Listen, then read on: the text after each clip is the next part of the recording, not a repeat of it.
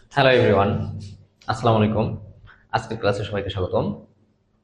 আজকে ভেক্টরের বেসিক কিছু কথাবার্তা নিয়ে আলোচনা করব। তো ভেক্টর জিনিসটা কি, এটা নিয়ে আমরা একটু আলোচনা করব। আর এই ভেক্টরটা কি কাজে ব্যবহার হয়। ভেক্টর কিন্তু আমরা বিভিন্ন ক্ষেত্রে ব্যবহার করি, ম্যাট্রিক্স এরকম ব্যবহার করি, ভেক্টরে কিন্তু এরকম ভাবে ব্যবহার করি। বিভিন্ন ক্ষেত্রে ব্যবহার, ডাটা ইনফরমেশন ট্রান্সফারে, ডাটা ট্রান্সফারে, তারপর তোমার হচ্ছে যে যে কোনো একটা যে নৌযান বা হচ্ছে নেভিগেশনের ক্ষেত্রে, অবস্থান নির্ণয়ের ক্ষেত্রে, যে লোকেশন বা ম্যাপিং এর ক্ষেত্রে ভেক্টর কিন্তু ব্যবহার হয়। জিপিএস ট্র্যাকিং এর ক্ষেত্রে ভেক্টর ব্যবহার হয়। তো প্রথমে আমরা ভেক্টর শেখার আগে কিছু জিনিস শিখবো। সেটা হচ্ছে প্রথমে যেটা আমাদের ফিজিক্স শিখতে গেলে যেটা শিখতে হবে সেটা হচ্ছে রাশি কি জিনিস, এটা নিয়ে আমরা একটু শুরু করব। আমি জানি এগুলো তোমরা জানো, তারপরে একটু একটু হালকা পাতলা আলোচনা করছি যে রাশি কি জিনিস আসলে। প্রথম আমরা যেটা আলোচনা করব রাশি। রাশি বা এটাকে ইংলিশে বলা হয় কোয়ান্টিটি। কোয়ান্টিটি কোয়ান্টিটি বা রাশি বলতে কি বোঝায় তোমরা এটা সংজ্ঞা দিয়ে দাও যে ভৌত জগতে যা কিছু পরিমাপ করা যায়, ভৌত জগতে যা কিছু পরিমাপ করা যায় সেটাকে কি বলা হয়? রাশি। ওকে, ঠিক আছে। তাহলে ভৌত জগতে যা কিছু পরিমাপ করা যায় এটাই কি? রাশি। আচ্ছা, তাহলে রাশি নয় এরকম কোনো কিছু কি আছে? রাশি নয় এরকম কোনো কিছু পৃথিবীতে আছে? হ্যাঁ, আসে। যেমন দেখো, আমরা যে মনের মধ্যে ফিল, যে আমাদের যে ফিলিংস, ফিলিংস কিন্তু রাশি না। যেমন হাসি, কান্না, দুঃখ, সুখ। কেউ যদি বলে যে আমি 1 কেজি হাসলাম, এটা কি ঠিক? না। বা কাউকে তুমি ঘৃণা করো, 2 কেজি, 3 কেজি, এত এত ঘৃণা করো, এটা কি বলতে পারো? এটা কিন্তু পরিমাপ করা যায় না। তাহলে রাশি হচ্ছে যেটা পরিমাপ করা যায়, আর রাশি নয় যেটা পরিমাপ করা যায় না। তাহলে রাশি হচ্ছে ভৌত জগতে যা কিছু পরিমাপ করা যায়। অনেকে আমাকে বলছে যে অনেক সময় আমি জিজ্ঞেস করি ক্লাসে, সেটা বলে যে বাতাস পরিমাপ করা যায় না। বাতাসও কিন্তু পরিমাপ করা যায়। বায়ু পরিমাপ করা যায় না? অবশ্যই যায়।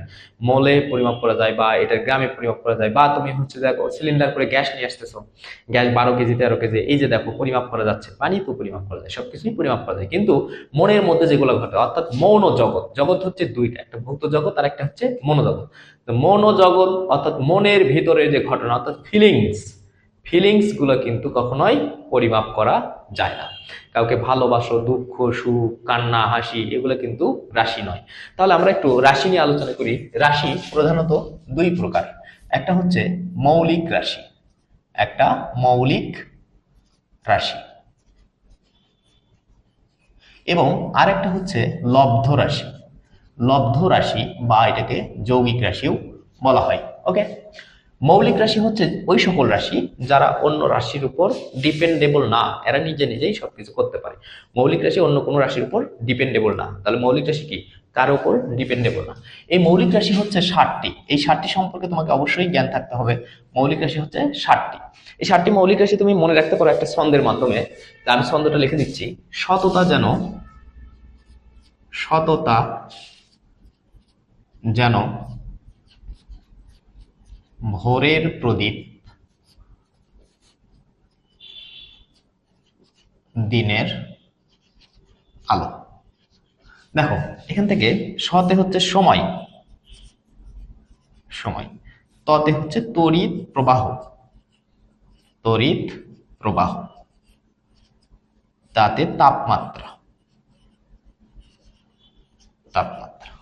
ভতে ভর, পতে প্রাবল্য, সরি, দীপন তীব্রতা,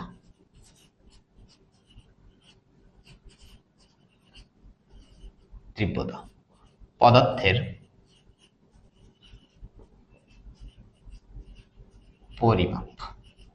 আর দতে দৈর্ঘ্য। দেখো আমরা কয়টা পেলাম? একটা, দুইটা, তিনটা, চারটা, পাঁচটা, ছয়টা, সাতটা। এই যে এর ভিতরে কিন্তু আবার দুইটা আছে। একটা হচ্ছে স্মরণ, আরেকটা হচ্ছে দূরত্ব। ওকে, এগুলো হচ্ছে মৌলিক রাশি। এগুলো অন্য কোনো রাশির উপর ডিপেন্ডেবল না। এরা নিজে নিজেই চলতে পারে, নিজে নিজেই সবকিছু করতে পারে। তাহলে সময়, সময়ের যে একক, একক হচ্ছে সেকেন্ড। তড়িৎ প্রবাহের একক অ্যাম্পিয়ার। তাপমাত্রার একক সেলসিয়াস, ডিগ্রি, ফারেনহাইট। কিন্তু আমরা যেটা নিব এটা কিন্তু এসআই একক, কেলভিন। ভর, ভরের একক কিলোগ্রাম বা কেজি। দীপন তীব্রতার একক ক্যান্ডেলা। পদার্থের পরিমাপ মোল। এরপর দৈর্ঘ্য বা এই দুইটাকে একসঙ্গে আমরা লিখবো মিটার। ওকে, এখন এদেরকে কি দিয়ে প্রকাশ করা হয়? সময়কে প্রকাশ করা হয় বড় হাতের টি, তড়িৎ প্রবাহকে প্রকাশ করা হয় আই, তাপমাত্রাকে প্রকাশ করা হয় থেটা বা বড় হাতের টি, আর ভরকে প্রকাশ করা হয় এম দিয়ে, দীপন তীব্রতা আই ভি, মোল এন দিয়ে, আর দূরত্ব এটা হচ্ছে এল দিয়ে। এই হচ্ছে মৌলিক রাশি।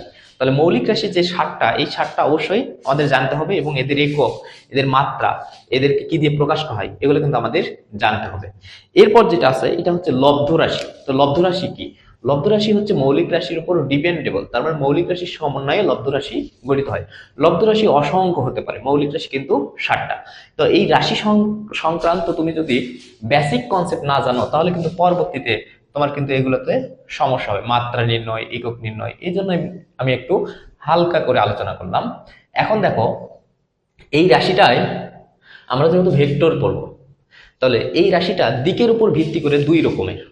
রাশিটার দিকের উপর ভিত্তি করে কয় রকম? দুই রকম। তাহলে দিকের উপর ভিত্তি করে, রাশি কয় প্রকার? দুই প্রকার। তাহলে দিকের উপর ভিত্তি করে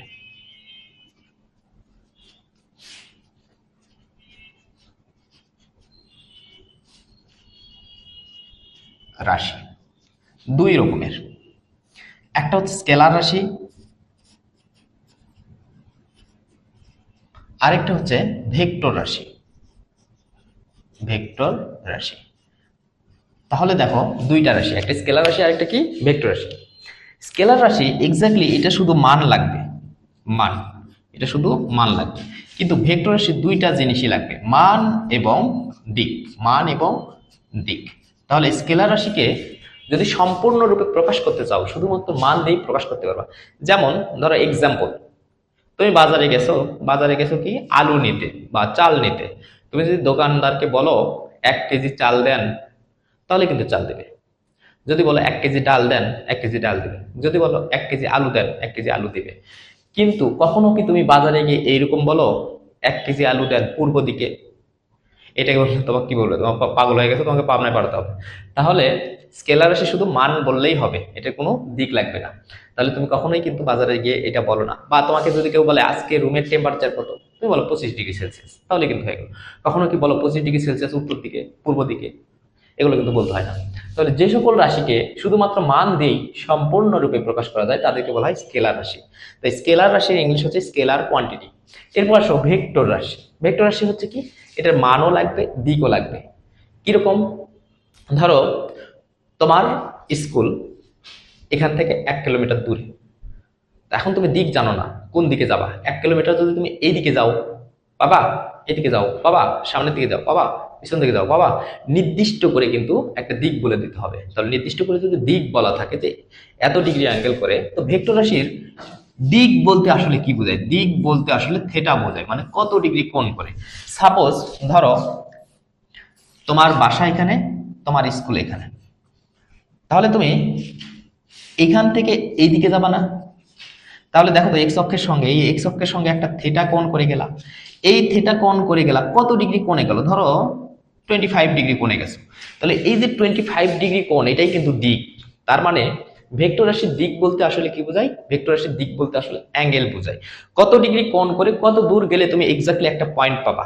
তো এটাই হচ্ছে ভেক্টর রাশির যে দিক। তাহলে ভেক্টর রাশি প্রকাশের জন্য মান এবং দিক লাগবে। যেমন কি সরণ, যে এইটুকু হচ্ছে সরণ, কিন্তু এটা কিন্তু আবার তোমার দূরত্ব, ঠিক আছে? তাহলে সরণ দেখো নির্দিষ্ট একটা অ্যাঙ্গেল করে নির্দিষ্ট দূরত্ব বজায় রাখছে, তাহলে এটাকে বলা হচ্ছে ভেক্টর রাশি। তাহলে সরণ একটা কি? ভেক্টর রাশি। তুমি চাইলে ভেক্টর রাশিকে মনে রাখার একটা ছন্দ আছে, এটাও মনে রাখতে পারো। সেটা হচ্ছে ভবে সব প্রিয়তম। তাহলে ভেক্টর রাশি মনে রাখার একটা ছন্দ আমি লিখে দিচ্ছি যে ভেক্টর রাশি কিভাবে মনে রাখবা। ভবে সব প্রিয়তম, ভাসে প্রেমে। এটা হচ্ছে ভেক্টর রাশি। ভেক্টর রাশি, তাহলে ভেক্টর রাশি মনে রাখার। ভতে হচ্ছে ভর বেগ, ভর বেগ।